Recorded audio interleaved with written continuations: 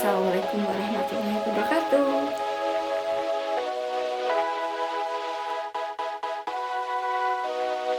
Di sini saya Arina Novia Dewi dari Pendidikan IPA Universitas Tidar. Nah, di sini saya akan memaparkan yang pertama mengenai pembelajaran daring, kemudian yang kedua yaitu kelebihan pembelajaran daring, dan yang ketiga yaitu kelemahan pembelajaran daring yang saya temui. Lanjut langsung ke pembelajaran daring yang saya lakukan. Oke, pemaparan pembelajaran daring yang saya lakukan langsung saja. Pertama, saya menggunakan Google Classroom. Nah, di sini saya mengampu kelas 7. Tentunya pada pelajaran IPA. Nah, pada jadwal IPA terpadu di sini yaitu pukul 9 sampai jam 10.30 pagi. Nah, yang pertama, tweet pertama yang saya buat atau postingan yang pertama saya buat yaitu menginformasikan dan mengingatkan kepada siswa bahwa akan dilaksanakan pembelajaran secara daring menggunakan Google Meet. Nah, informasi yang kedua yaitu saya akan memposting absensi dan pretest pada pukul 7.30 sampai pukul 9. Nah, tujuan penginformasian ini untuk persiapan siswa dalam pembelajaran daring. Nah, pada pukul 7.30 saya mengupload tugas baru yaitu yang saya sampaikan sebelumnya yaitu absensi dan pretest. Nah, absensi dan pretest ini dalam bentuk Google Form seperti yang saya sampaikan di awal. Nah, yang pertama mengenai absensi, saya di sini menuliskan nama lengkap dan tanggal. Kemudian yang kedua yaitu pretest. Nah, pretest ini berjumlah 5 soal. Kemudian setelah saya posting, saya akan mengetahui siapa saja yang sudah mengerjakan dan siapa saja yang belum mengerjakan. Nah, di sini dari 9 siswa yang sudah menyerahkan yaitu ada 4 dan yang belum ada 5. Nah, seperti ini. Di sini saya bisa langsung menilai siswa. Nah, untuk menilai kita bisa melihat histori penilaian dia. Seperti ini. Kita bisa nilai 100. Nah, penilaian ini kita dapatkan dari Google Form yang mereka isi. Selanjutnya, setelah mengisi absensi dan pretest, tweet ketiga yang saya buat mengenai informasi Google Meet. Informasi mengenai diskusi dalam Google Meet. Nah, di sini saya sedikit menginformasikan seperti ini.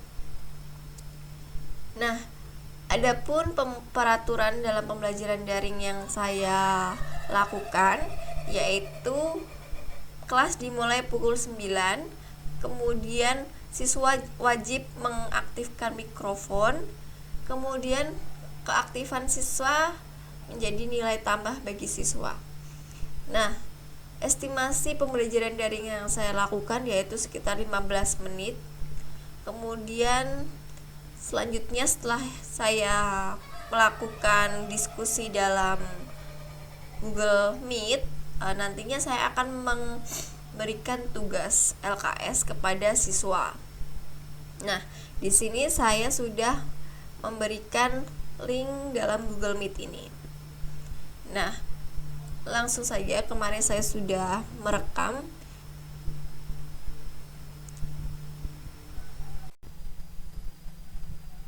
Oke, kita tunggu siswa-siswanya yang hadir anak-anak. Sekarang ingin bergabung tidak? Terima. Halo Mbak Marita.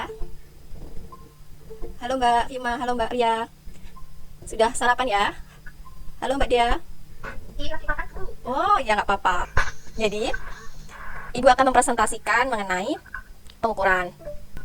Ibu siap. Apakah kalian masih tahu apa itu pengukuran? Pengukuran kegiatan pembandingan membandingkan apa ya Bu? Saya lupa ya. Oh ya, nggak apa-apa. Mbak Fima? Pengukuran adalah kegiatan mengukur menggunakan pembanding. Ya, betul. Jadi, Pengukuran adalah kegiatan membandingkan suatu misal panjang dengan satuan tertentu atau pengukuran yang lain gitu Bu. Dengan alat ukur. ya, betul. Lengkap. Jawabannya Mbak Kamila sudah lengkap. Ya, betul yang disampaikan Mbak Ria ya. Jadi, Ibu pertegas, pengukuran adalah kegiatan membandingkan besaran yang diukur dengan besaran sejenis dan ditetapkan dengan satuan. Nah, anak-anak, mengapa di dalam pengukuran itu penting menggunakan satuan, harus menggunakan satuan? Biar valid Bu. Biar valid. Oke, ada yang lain? Biar sama Bu. Misal saya yang mengukur sama Mbak yang mengukur itu biar sama gitu Bu.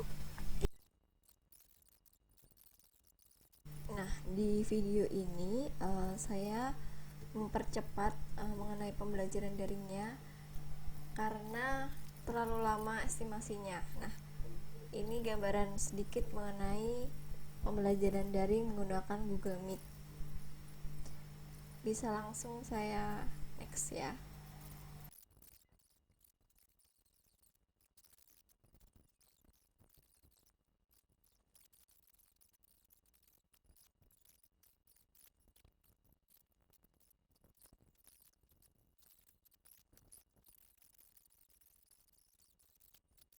Nah, seperti itu pembelajaran daring menggunakan Google Meet. Nah, diskusi tersebut kita bisa melihat bagaimana kemampuan siswa dalam menerima materi.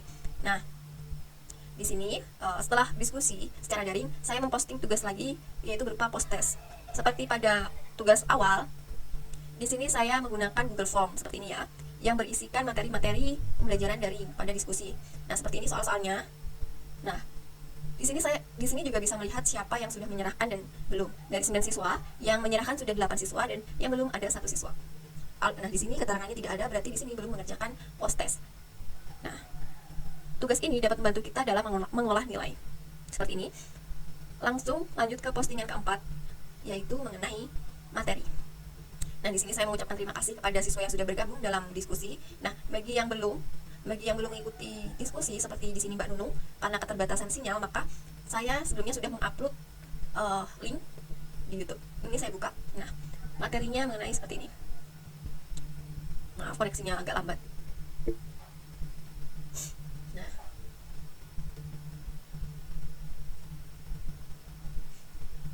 Nah, di sini saya akan menyampaikan materi pengukuran seperti ini. Tadi Ibu sempat menyinggung Seperti ini ya. di dalam pengukuran itu yang paling penting, dua pokok penting itu adalah besaran dan satuan. Nah, apa sih besaran itu? Besaran adalah segala sesuatu yang dapat diukur dan dinyatakan dengan angka. Nah, kalian sudah buka bukunya. Nah, seperti itu sekilas materi. Bagi yang ingin mempelajari lagi juga bisa melihat dalam YouTube yang saya upload. Nah, trik selanjutnya saya yaitu memberikan tugas. Nah, nih di sini tugas saya ini yaitu mengirimkan LKPD. Nah, LKPD-nya ini berisikan kegiatan yang bisa dilakukan oleh siswa di dalam rumah. Seperti ini. Rusak ya filenya. Nah, ternyata bisa seperti ini ya. Nah, di sini tujuannya siswa dapat memahami konsep pengukuran, kemudian bisa membedakan satuan baku dengan tidak baku menggunakan pengukuran menggunakan penggaris dan jengkal. Nah, di sini teknisnya dalam LKPD ini ditulis di dalam kertas, kemudian difoto dan dikirimkan ke email saya. Nah, ini adalah media kelima yang saya gunakan, yaitu email. Setelah saya posting ini, selanjutnya saya menutup kegiatan pembelajaran pada hari ini dengan tweet seperti ini ya. Sekian pembelajaran hari ini, jangan lupa tulis dikirim ke email ibu tutup sekian pembelajaran hari ini.